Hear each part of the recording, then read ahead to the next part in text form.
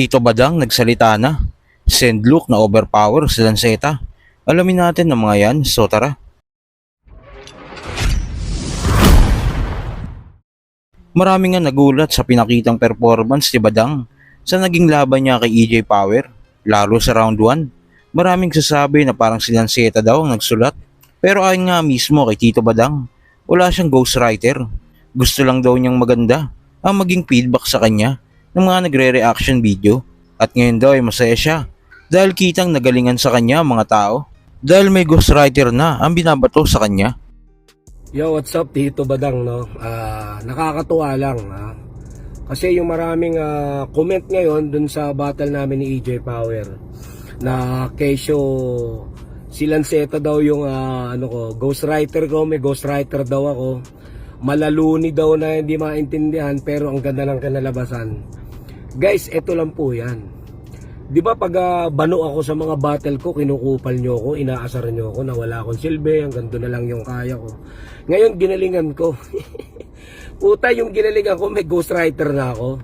Hindi ba pwedeng ginalingan ko talaga at para kung sakali man ma-break it down nila Looney, kung sino man sila Jonas, nila Akata, nila Lanceta dyan, kung sino man magbe-break it down yan o magre-review. At least, di ba, may masasabi silang maganda.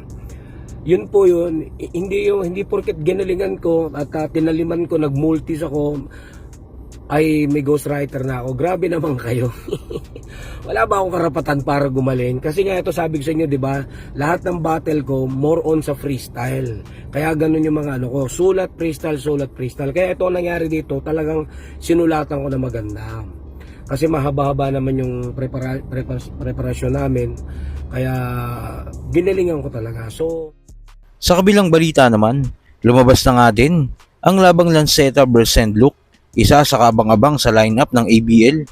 Dahil gutom na Lanceta ang sasalang at prime na Sendlook. Sa round 1 nga ni Sendlook, pinersonal niya si Lanceta about sa walang utang na loob daw ito sa flip top at kay Enigma. Shoutout sa Accents. Sana makabattle pa ako ulit at muli pang makapila. Pero kung wala ang flip top, wala rin ang maraming nagsusulputang mga liga. Kaya bakit mo sinisiraan? Kinikengkoy mo pa iha. Gasgas man pakinggan kung ano at sino ka ngayon. Yan ay utang mo kay Enigma. Paano pa pag yung degree ay nairaos? Kanta ni Apex, sinasabayan pa mga chong. Baka graduate na raw siya kung di siya pumasok ng flip top. May pa ganon-ganon. Kung kaya mo, kaya mo. Walang rason-rason. Bakit? Kung di ka sumali ng flip top, sigurado kang graduate ka na ngayon. Ako, huminto nung nagka-pandemya at sa hilig nagpakabatak. Pero bumalik sa pag-aaral. 3 taon na walang sabit at pasado ko lahat. Next year tapos na. At pagsusumikapan ko kahit gaano ka-hassle, Brad. Kasabay niya ng pagiging unang beses ko na tatay. Kakambal ng pag-apot ko ng prime ko sa battle rap. Sa round 1 naman ni Lanceta, tinapik niya dito kung bakit si Lucas ang napili niyang kalaban. Sa mga nagtataka, ba't siya napili kong kalaban? Para sa muling pagtapak ko sa entablado, ikaw yung gagamitin kong basahan. Nakakadiri mga abakan, siya'y panlinis ng pangalan. Pagkat sa Tagalog, siya'y pagpag lamang na pangtiktik kalawang. Kasi pangalan ko ngayon katapat Lucas. Makatang luma ang tunog. Sayang Battle of the Bansa na to eh. Kaso umatras sa akin yung sumulat ng tuldok. Pero Apex man o Sendlook, nandiyan kayo upang manood kung paano sumunog ng tula yung gaya ko na walang utang na loob. Sa round 2 naman ni Sendlook, tinira niya dito ang pagiging walang bayag ni Lanceta sa mga sinasabi niya sa battle. Dabaw pakusganay, preparadong sak maestro kaharap. Mumurahin niya dapat ang mga Duterte, yun ang napili niyang ganap. Pero nung nakita niya si Baste sa crowd, biglang naging papuri ang hayag. Isa lang ibig sabihin nun, kung hindi ka hipokrito, wala kang bayag. Anong bata pa ako eh, si Sernan ginanon. Hinamon ko suntukan si Krega dati, mas bata pa ako nun. Angasan lang daw kami, yabangan, scripted, nasabi ko ang husay. Ginagampanan mo na lang sa stage ang di mo kayang gawin sa totoong buhay. Inaral ko pagka-technical mo, idolo kita. Hindi ako huwad. Salamat natutunan ko sa'yo yung sulat at hindi yung pagkaduwag. Ang angas-angas mo sa entablado, sa personal umaas na kang puta. Bago ka magpaka-battle rapper, magpakalalaki ka muna. Sa round 2 naman ni Lanceta, dito lumabas ang holorhyme niya. Ano kung yung pangalan naman ng idol nila Rupo Holo Gamit, eh? Ang mag-flip send, gagamitin. Ngalan ni send, nakahidden. At ang listen, nakariten. Kaya C-send, tamang hit send, naka-PM. Walang miss-send, naka-DM. Hahatiin sa marami, si send, naka-GM. Kaya, lalaruin nga lang ni Luke at Send. Gagawa ng scheme yun. Send at Luke random sa may ringtone. O Luke at Send. Dapat tanggapin yun. Baka Luke, baka Send na parang nasinto.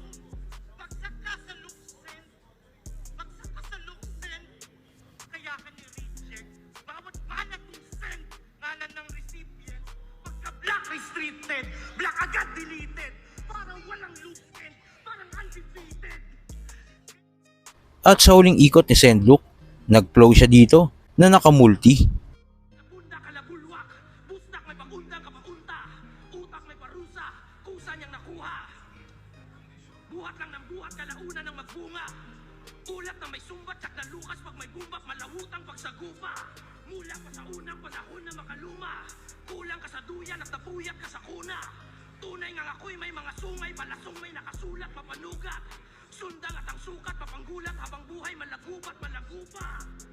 Pag nagtugisan tayong dalawa, sa kakahuyan ay matindi. Kung si Balakid kaya mong hanapin, pa si Lucas ay hindi. At pag nahawakan kita sunog, apo kang makakamkam. At ikakalat ko sa lupa parang mga apo ni Abraham. Baliw na bang buo? Paglandas na sa likuan, mahiwaga ang bungo na nawala sa katinuan. Nadamang nawala sa paglisan, at yung sarili isang kwento. Kamalayan na lang ang naiwan, na paron sa lilim tila buwelo. Kakamayan ka pa mas mainam, patago ang lihim di pareho. Kamatayan ang laman ng liham, at ako ang napiling mensahero. At sa huling ikot naman ni Lanceta, nirebat niya yung mga sinabi ni Sendlook na kung hindi daw dahil sa kanya, hindi mabubuo ang pagkatao ni Sendlook sa battle rap. Ikaw nga ang pinadala, nagabatid ng ebanghelyo. Pero wala na silang matatanggap kasi wala nang babalik na mensahero. At pakisabi sa nagpapunta sa'yo, meron akong mensahe ipapadala. Pugot na ulo ni Lucas, ang bibigay ko pabalik bilang babala. Putang ina nyo, mga tamod kong nagsigawala. Babalik lang ako pare kung saan ako nang galing. Na kung saan, andun na ako matagal na. At nandun ka pa lang sa papasok. Sa tagal mong humuhukay pa ilalim, ngayon mo pa lang to naabot. Kaya wag mo akong sinayayabang-yabang at saka sinisino. Tandaan mo nung wala pa kayo, ako yung humaharap sa mababaw na Pilipino. Mga kantsaw at kritisismo, lahat ng yan ay tiniis ko para malaya mong ipagyabang yung binibitbit mong lirisismo. So kayo ba mga quiz, tingin nyo? Sino ang nanalo sa labang Lanceta vs Sendlook? At tingin nyo may ghostwriter kaya si Tito Badang o wala? Kung ano man sa loobin mo, comment pa lang sa baba. Nang pag-usapan natin yan. So yun lang. God bless.